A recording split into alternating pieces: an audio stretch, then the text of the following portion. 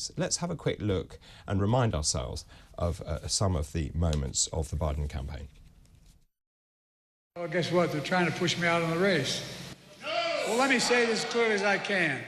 I'm staying in the race. Yeah! I'll beat Donald Trump. I will beat him again in 2020. And now I want to hand it over to the president of Ukraine, who has as much courage as he has determination. Ladies and gentlemen, President Putin.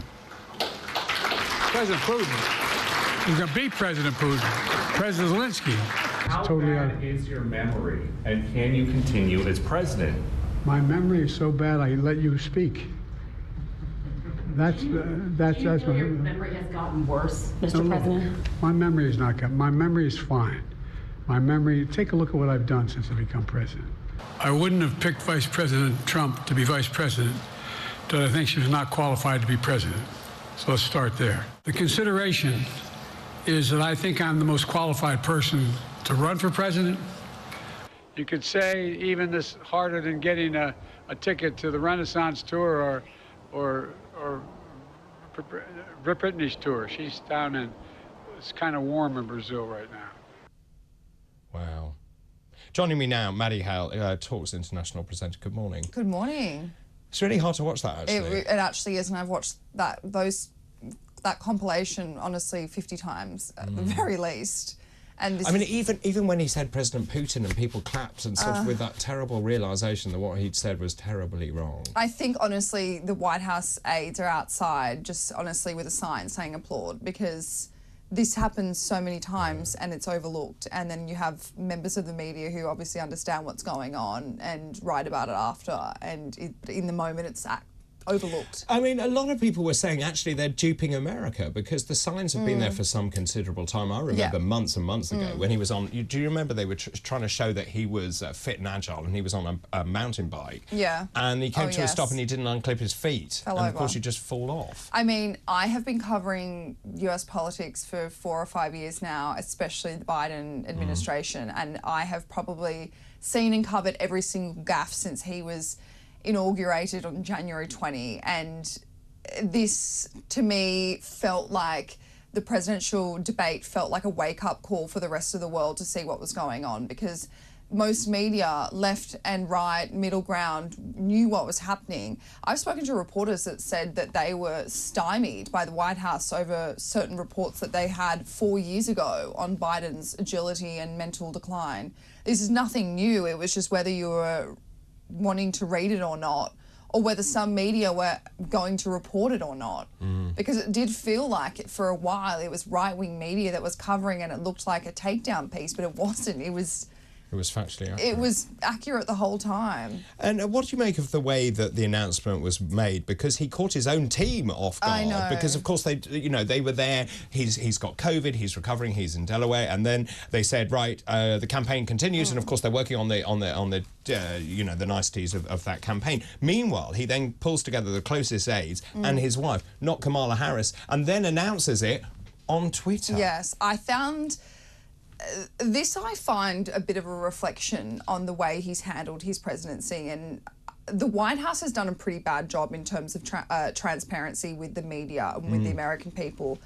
He has done less press conferences than any other president since Reagan and Nixon, and he's got all the resources in the world. But I want to read this out because I want to note on this the way he announced it. It was said early Saturday morning, he told his aides it was full steam ahead. By 1:45 p.m, he notified a somewhat larger group of allies that he decided the night before to end his quest for another term. And then most of his House staffers found out when he had posted on X, which is just insane. And I thought that this was an interesting tweet from billionaire Bill Ackman, who's been quite vocal. He said, one would think that a letter to the American people from the president announcing his decision to step down would not be signed using a digital signature and would be accompanied by a photo op and a scheduled press conference in the morning that followed. Instead, we have a digitally signed letter released on the president's Twitter account, an account we know is run by a staffer. No photo, no live schedule addressed to the American people. Is he that bad?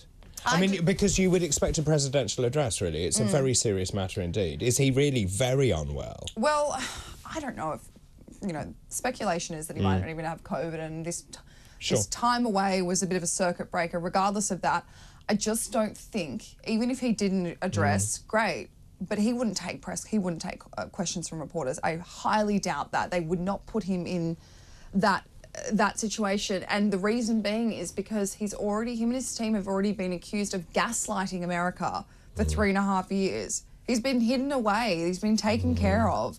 He's almost had, you know, puppet masters controlling him. And it's sad because he is actually someone that has all the credentials and all the skills. He's just, you know, been a victim of time and age. That's and what looks like a nasty disease as well. Exactly. Lots of questions remain, though. Who comes next, obviously, but what happens to what is going on around the world? Very volatile situations. Very volatile For situation. example, with Ukraine, for example, what happens now? I think we can't forget, I've spoken to numerous people, former army colonels, and this has been the big question for months and months and months. What happens now with Ukraine? The United States is the biggest donor to Ukraine. They practically keep them going, especially in the last few months. They've had 6 months without any military aid or equipment being sent to them, and now they've got it, and now it seems like they're actually making headway. If Trump gets in, I don't know if he will cease funding, but he will cut it.